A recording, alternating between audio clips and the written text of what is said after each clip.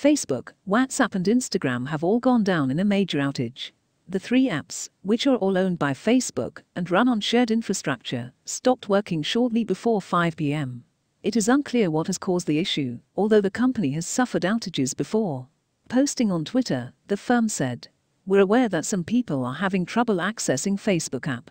We're working to get things back to normal as quickly as possible, and we apologize for any inconvenience."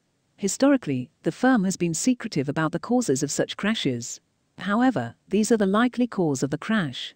Number 1. The domain name system, or DNS, is not working.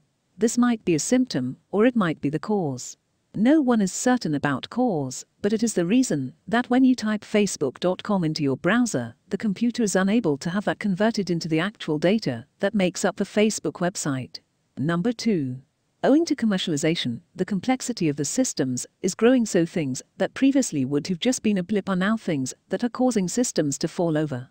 Number 3. Server configuration change. It's possible the outage could end any moment, but it's also possible it could go on for quite a while. Below are tips to see if the outage has ended and to get the app back up and running again. Number 1. Close and reopen the app. Number 2. Check for updates. Number 3. Restart the phone. Number 4. Check your internet. Number 5. Clear the app cache. Number 6. Allow all permissions. Number 7. Did WhatsApp delete your account? Number 8. Make sure you have enough storage. Number 9. Enable background data. Thank you for listening. Please like, share, and subscribe to this channel.